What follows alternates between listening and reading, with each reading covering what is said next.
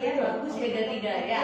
Omega 3 betul, bagus untuk kecerdasan. Betul. Jadi jangan lupa makan ikan laut ya, penting banget. Nah, terus mikronutrien kan tadi? Oke, mikronutrien itu ya seperti zat mikro itu termasuk ya.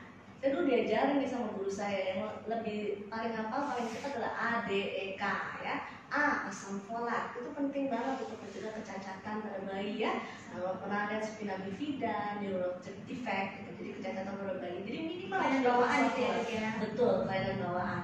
Nah, terus habis itu D itu apa? Vitamin D. Vitamin D itu tetap harus ada ya, karena kita mikir cuma penambah darah sama kalsium. Nah, vitamin D-nya dari mana? Minimal dari makanan yang kita makan ya. Vitamin D itu dari ikan-ikan kayak salmon, ikan tuna segar, salmon segar ya, itu ada di situ. Nah, dan suplemen juga bisa nambah kalau kita merasa kurang.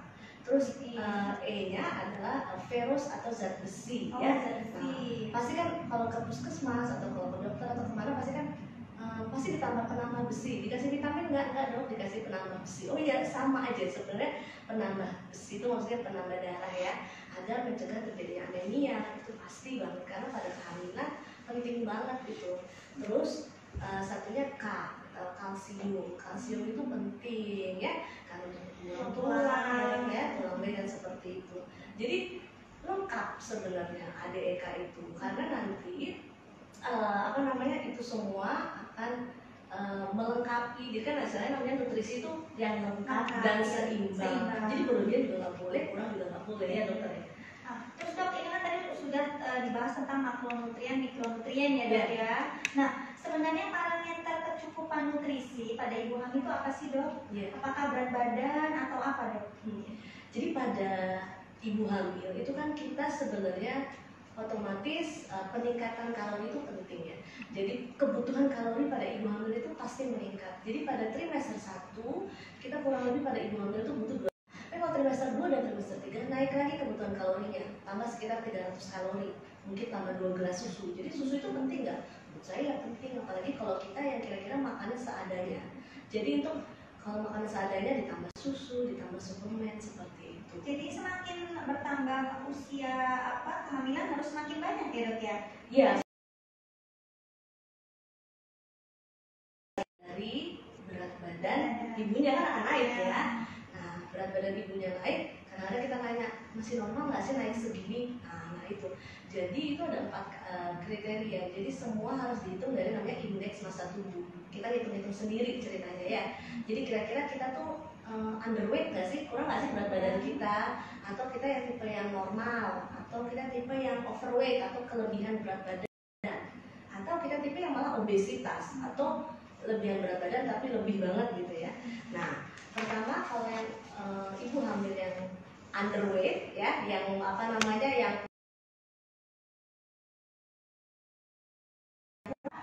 peningkatan berat badannya mencapai sampai 12 kilo minimal ya. Betul.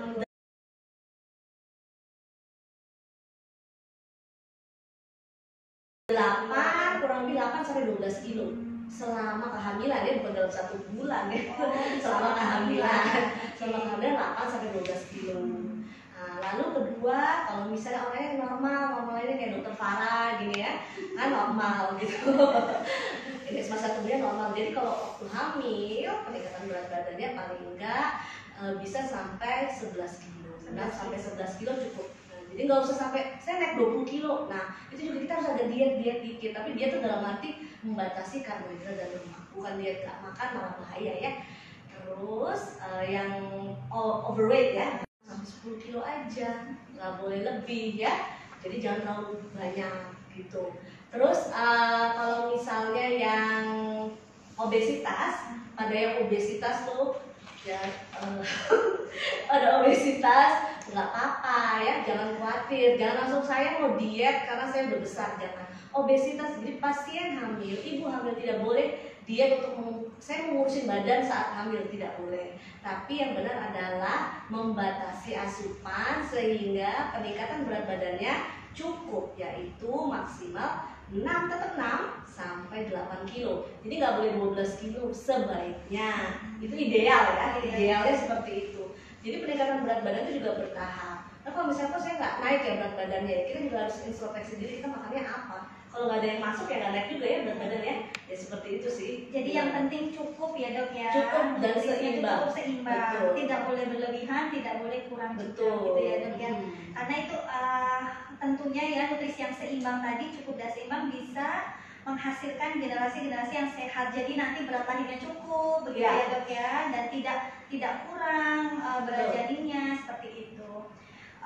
Terus selain itu dok, suplementasi tambahan dok. Perlu nggak sih dok, misalnya nih ibu merasa makanannya sudah cukup dok, saya sudah makan lengkap, kan ibu-ibu milenial sekarang ini kan canggih-canggih nih dok, pakai unsalted butter ya kan, semuanya kan otomatis cari-cari yang nutrisi tinggi. Nah perlu nggak dok penambahan suplementasi? Jadi suplementasi, jadi kembali lagi ke teori awal, kita butuh nutrisi yang seimbang ya kan, nutrisi seimbang, lengkap dan seimbang, jadi nggak berlebih. Nah memang kalau berlebihan boleh nggak boleh, tapi yang penting cukup. Nah cukup dan seimbang. Nah permasalahan kita tahu dari mana? Nah karena kita nggak tahu, kita butuh suplemen. Karena kebanyakan orang kita nggak mungkin makan selengkap itu dengan vitamin A, D, E, K. Nah maka dari itu kita butuh suplemen itu ya kan, karena kita nggak bisa nilai sebenarnya. Bisa sebenarnya nilai semuanya, kita cek lab vitamin A nya berapa, mahal bisa sampai berapa juta, jadi baru kita kasih. Nah tapi kalau kita nggak tahu gitu, berarti kita makan sehat, tetap suplemen untuk tambahan. Lagi pula kalau berlebihan kan juga akan dibuang. Tapi menurut saya pada saat kehamilan tidak ada yang mubazir, bermanfaat semua menurut saya ya. Jadi suplemen itu menurut saya untuk orang Indonesia masih butuh, karena kita belum lengkap, masih dibilang belum lengkap gitu, karena ada ininya nggak, ada ininya kan belum tentu. Paling cuma makan hari ini makan apa, sayur asam selesai kan gitu. Ininya buahnya apa, ikannya apa gitu. Sama dok, sama kayak anak kok. Betul, seperti itu. Ya, saya rasa penjelasan dokter Yuta sudah benar-benar lengkap ya, sahabat-sahabat Resi Aminah. Nanti mungkin saat diskusi kita bisa tanya jawab lebih lengkap lagi. Nah sekarang kita masukin yang bayi nih dok. Nah kalau tadi nutrisi kami sudah dicukupi, sudah diberi penjelasan apa saja yang harus dicukupi selama kehamilan. Nah sekarang saat 2 tahun periode emasnya bayi baru lahir. Nah apa saja? Apa tuh? Ya. Kalau udah anak tuh udah saya serahkan ke dokter Farah. Nah itulah, jadi kita melengkapi nih. Harus kerjasama ya. Ya jadi kalau sudah bayi baru lahir, nomor 1 tetap ya inisiasi menyusui dini. Agar apa? Agar bisa berhasil ASI eksklusif. Karena makanan terbaik untuk bayi, terbaik, tersehat, terlengkap dan sudah Allah sediakan ya di diri ibu sendiri itu adalah ASI. Itu nomor ASI ya. Jadi sahabat-sahabat Resi Aminah ya harus semuanya pro ASI, ASI eksklusif 6 bulan pertama ya, tanpa ditambah dengan asupan apapun dok, bahkan air putih pun tidak boleh. Karena yang makan pisang itu tidak boleh sama sekali, itu bahaya sekali karena saluran cerna anak ya selama 6 bulan pertama sesungguhnya hanyalah bisa menyerap asupan-asupan dari cairan ya, jadi hanya bisa dari ASI itu, tidak bisa kental sedikit saja tidak bisa ya, karena memang organ-organ pencernaannya belum matang. Jadi nomor 1, bagaimana sih untuk periode emas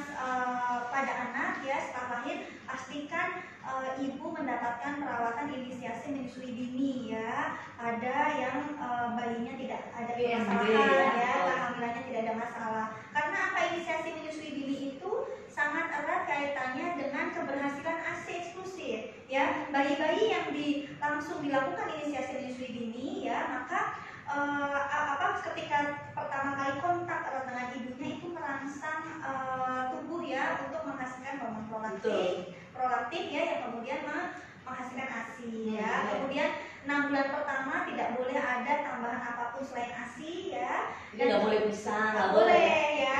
Dan ASI itu sudah cukup semuanya, sudah karbohidratnya, lemak, proteinnya, semua ya. Vitamin-vitaminnya sudah ada di sana. Vitamin sudah cerita tadi itu lengkap semua di ASI. Nah kemudian apa? Nah ketika biasanya pertanyaan ini mulai muncul di atas 6 bulan gitu. Nah 6 bulan ya waktunya ASI sudah hanya memberikan 70% kalori untuk bayi. ibuhannya. Jadi apa? Ketika usia 6 bulan sampai 9 bulan perlu pertambahan kalori sebanyak 200 kilokalori dok per hari ya.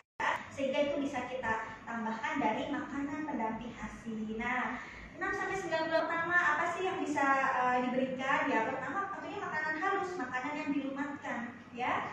Dan makanan yang dilumatkan ini bertahap. Asalkan selama 6 sampai 9 bulan ini bagaimana orang tua memberikannya bertahap ya, dari menu 1 bintang dong. Misalnya karbohidratnya dulu, kemudian 3 hari kemudian ditambah protein hewaninya, jadi kemudian nasi dulu gitu ya, bukan nasi ya, bisa tepung beras ya, bubur Oh, ya, yang komponen karbohidrat nasi, bisa apa, kentang seperti itu ya. Kemudian harus tahu juga takarannya. 6 bulan pertama harus diingat 70% kalorinya bayi untuk tubuh masih dari ASI, 30% dari makanan pendamping ASI. Jadi jangan terlalu semangat dulu. Nanti nggak anaknya nggak bisa buang besar atau ada gangguan pencernaan lainnya. Jadi 6 sampai 9 bulan itu pemberiannya adalah 2 sampai 3 kali makan besar, bisa diselingi snack 1 sampai 2 kali dok. Berapa sih takarannya kira-kira? Jadi kalau ibu-ibu mungkin punya buku KIA ya, jadi dari 250 ml mangkok itu ya maksimal itu kalau masih 6 sampai 9 bulan itu maksimal sekali itu setengah mangkok. Jadi jangan terlalu bersemangat ngasih karena memang yang tercerna baru 70%. Nah, kemudian ketika sudah sampai ke 9 sampai 12 bulan baru energi dari ASI untuk pertumbuhan tinggal 50%. 50%-nya dari makanan pendamping. Maka mulai 9 sampai 12 bulan makanannya sudah ditingkatkan lagi kalorinya sekitar 300 kilokalori per hari dan konsistensinya sudah mulai berubah. Jadi mulai agak kasar, cincang ya, cincang halus, cincang kasar ya, seperti itu. Kemudian mulai usia 12 bulan dok sudah bisa makanan keluarga, tapi mulai dari yang halus dulu ya, maksudnya jangan langsung ya, kan seperti itu. Nggak boleh burger langsung, nggak boleh. Oh ya jangan, nanti anaknya ini sedang. Mamanya terlalu semangat ya, langsung kan generasi milenial ya, mungkin siapa tahu setahun bisa makan burger. Nah, jangan ibu-ibu, jadi memang prinsipnya saat pemberian MPASI adalah sabar ya, harus sabar. Kita mengetahui kebutuhan makan anak, tidak boleh memaksa, ciptakan suasana makan yang enak ya. Memang saat pemberian makan itu adalah saat mengalirkan kasih sayang pada ibu dan anak. Jadi ciptakan suasana yang nyaman untuk anak sehingga dia merasa waktu makannya adalah waktu pendekatan antara ibu dan anak. Jadi waktunya kasih sayang, untuk bonding. Jadi waktunya untuk juga anak-anak jadi tidak benci dengan suasana makan. Tahu kalau suasana makan adalah suasana yang nyaman, yang happy. Kan kita juga kalau nggak happy nggak boleh makan. Sama anak pun seperti itu. Nah, kemudian sampai 2 tahun. Nah, apa saja sih dok? Kalau tadi saya sudah secara garis besar ya dok ya. Untuk mikronutriennya bagaimana? Nah, sama seperti dokter Yuta bilang, pada dasarnya kita ini tidak tahu kecukupan nutrisi kita. Jadi kalau kita mau tahu bagaimana kadar vitamin D kita, zat besi kita harus cek. Dan pemeriksaannya ini mahal dan bohong-bohong ya dok ya. Sehingga bagaimana sih, apa sih yang bisa kita jadikan patokan adalah bahwa kita kan ada panduan-panduan ya dok, baik dari WHO maupun dari Ikatan Dokter Anak Indonesia ya. Jadi suplementasi tambahan selama masa 2 tahun ini apa saja sih? Contohnya saat usia 4 bulan ya, 4 sampai 6 bulan itu ASI sudah mulai berkurang zat besinya, sehingga untuk negara berkembang berkurang, jadi kandungan zat besi pada ASI itu semakin berkurang usia 4 sampai 6 bulan, sehingga rekomendasi WHO dan Ikatan Dokter Anak Indonesia menyarankan untuk negara berkembang dan negara dengan prevalensi anemia kekurangan zat besi ini tinggi ya dok, ini 4 sampai 6 bulan mulai diberikan suplementasi zat besi pada anak-anak, terutama yang ASI eksklusif. Jadi anak juga butuh zat besi ya. Karena apa? Termasuk walaupun ibu misalnya PD nih, kan sudah MPASI dok, saya sudah ngasih hati, saya sudah ngasih daging gitu. Tetap berdasarkan teori ya, yang kita butuhkan itu kurang lebih zat besinya itu bisa sampai 11 gram per hari, dan itu kalau dianalogikan ke makanan yang disediakan ibu itu tidak cukup. Jadi tetap perlu suplementasi ya, itu khusus negara berkembang karena memang kan makanan kita ya dok yang dominannya itu beras ya, dan beras itu punya zat yang dia itu menghambat penyerapan zat besi. Jadi memang makanya orang-orang Indonesia ini memang tinggi anemia defisiensi besinya begitu. Terus apalagi contohnya kurangnya misalnya vitamin D. Vitamin D ini juga perlu suplementasi sebenarnya berdasarkan rekomendasi ikatan dokter anak. Jadi anak-anak ini seharusnya mendapat tambahan vitamin D dok, seperti itu. Nah kalau misalnya dari makanan di mana? Bisa tadi seperti dokter Rita sampaikan di salmon ya dok ya, ada di beberapa daging-daging ya. Vitamin D juga ikan bisa segar, ya, ikan segar seperti itu. Kurang lebih kalau dari nutrisi anak juga itu dok. Nanti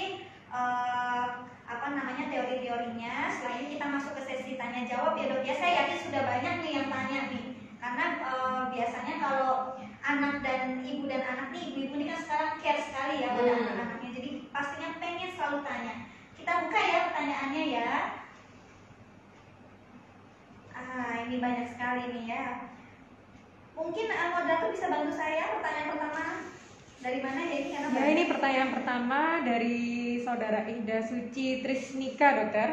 Pertanyaannya, untuk usia kehamilan 11 minggu perlu minum multivitamin yang mengandung DHA atau tidak dokter? Ini kepada dokter Dita ya dok.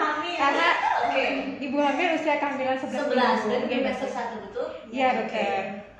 Makasih pertanyaannya. Jadi sebenarnya pada setiap tahap tuh butuh semua DHA. Cuman pada trimester 1 kita kan hormonnya masih tinggi, hormon kehamilannya, sehingga rentan untuk mual atau muntah. Sedangkan DHA dan omega 3 itu seperti fish oil ya, minyak ikan, itu kan enak dia rasanya. Jadi kita tambah mual. Nah kalau ada tuh ibu-ibu nggak mual nggak apa, minum aja, kenapa enggak. Tapi kalau misalnya mual muntah, tidak perlu, tidak apa-apa. Ketika mual muntahnya sudah berkurang, baru ditambah dengan DHA seperti itu. DHA itu maksudnya fish oil, omega 3 ya. Jadi dan teman-temannya seperti itu. Jadi boleh atau harus nggak? Boleh. Kalau mual muntah nggak apa-apa, nggak minum nggak apa-apa. Dari ikan, makanya ikan digoreng kan nggak apa-apa. Jadi dari nutrisinya nggak perlu suplemen, tapi ikan. Kalaupun tidak mual seperti itu ya. Jadi dia mual apa enggak? Kalau enggak dimuntahin lagi, soalnya kan sayang ya. Ya, terus ada pertanyaan lain. Ya, terus ini ada lagi pertanyaan kedua dari Sinta Santoso 87. Ini sepertinya ke Dokter Farah nih dok ya. Untuk di saat pandemi seperti ini lebih baik diutamakan vaksin influenza dulu atau PCV dulu ya dok? Jadi vaksin ini ya? sebenarnya agak menyimpang. Mumpung.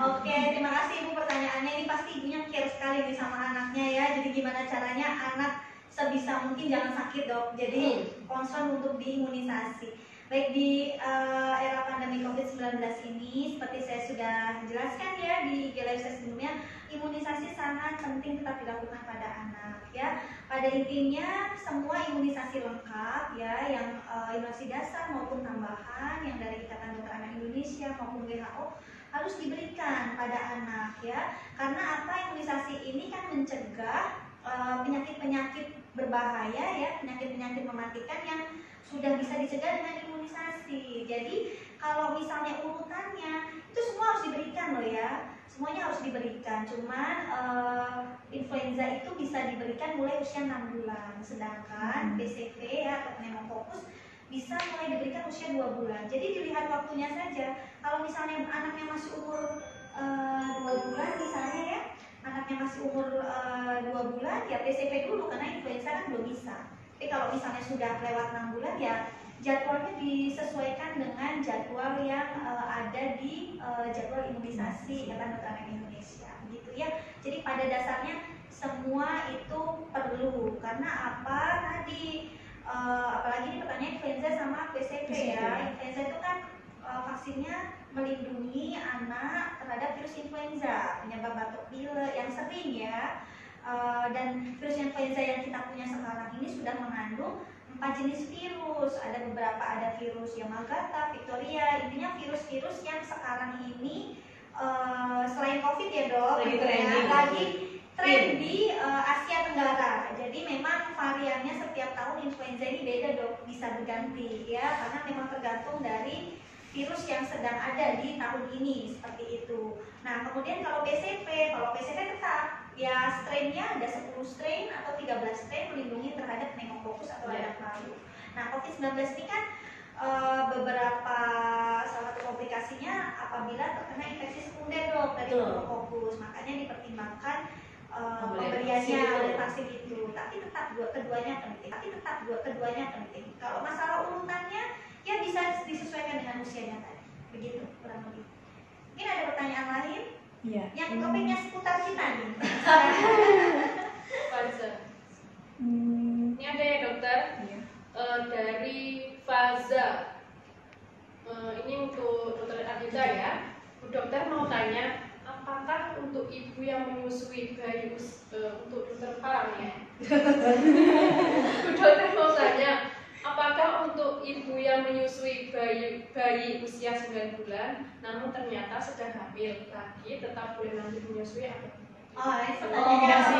Mix Oh, nih. Masih, Oh, jadi jadi sama-sama. ya, jadi ini ceritanya hamil 9 bulan, tapi anaknya masih Menyusui ya. Maksudnya hamil, anaknya umur 9 bulan jadi hamil lagi. Oke. Apakah melanjutkan menyusuinya? Jadi ini sekarang hamilnya trimester berapa nggak ada tulisannya? Tidak ada. Nah, jadi gini, kalau misalnya trimester 1, jadi maksudnya memang menyusui pada kehamilan. Jadi kita misalnya hamil, tapi anak tuh masih kecil gitu, jadi masih fase menyusui, masih boleh menyusui, kecuali ada kecualinya. Jadi nyusui tetap nyusui aja, jadi nggak usah terpengaruh. Tapi kecuali ada keluhan seperti kram perut. Jadi kalau kita nyusui kok jadi kram ya, perutnya sakit, atau kita ngeflek keluar darah dari kemaluan, bercak darah. Nah kalau seperti itu hentikan dulu nyusunya, mungkin sekitar 2-3 jam. Kalau mau menyusui lagi. Nanti dievaluasi sendiri karena itu beda-beda. Ada yang kadang-kadang kita berhenti 3 jam aja udah nggak apa-apa. Ada yang ternyata nggak bisa sama sekali, kram terus. Ya itu kalau kram terus memang sebaiknya mulai disapi ya, dikurangi. Tapi kalau misalnya bisa, istilahnya nggak ada kram, nggak ada ngeflek, monggo silakan menyusui langsung. Menyusui ya. Itu Gitu, jawabannya. seperti itu. Saya rasa sudah cukup jelas ya. Nggak usah